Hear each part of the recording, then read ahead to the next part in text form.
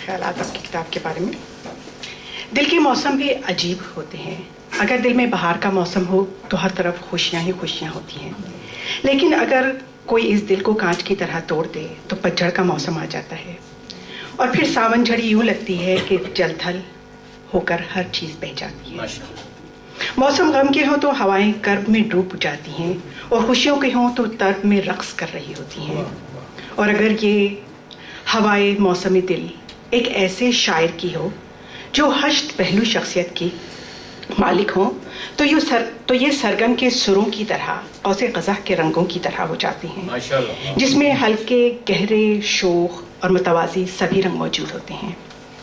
जी हाँ, अगर अमजद मिर्ज़ा साहब को एक हश्त पहलू शख्सियत कहा जाए तो ये गलत ना होगा, क्योंकि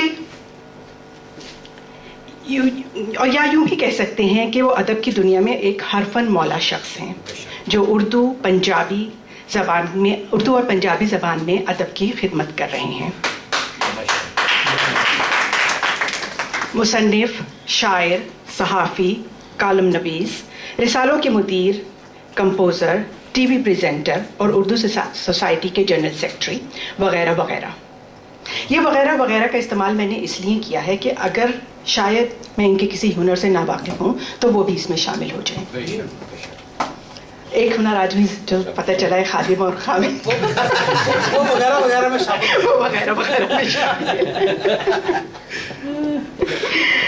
यकीन नहीं आता कि एक शख्स इतनी सारी सलाहियतों के होने के बावजूद इतना मुनकसर मिजाज भी हो सकता है।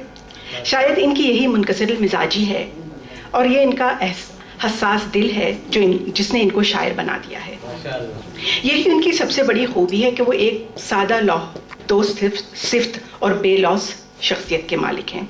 वो दूसरों की मदद करने में हर वक्त तैयार रहते हैं, एक सीधे साधे सच्चे इंसान। और बकौल खुद इनके हमने अमजद को आजमाया है, उसका किरदार दागदार नहीं।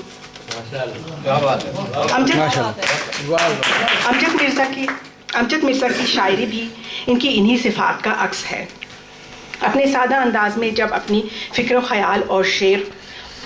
ख़यालात को शेर के कालिब में ढाल कर सफ़र किरतास पर मुंतकिल करते हैं तो कारी इनकी तरफ मुतवज्जे हुए बगैर नहीं रह सकता। जिस तरह से कोई हवा का नर्म झोंका जो नज़र ना आने के बावजूद जब पास से गुजरे तो दिल को मसरूर कर जाता है।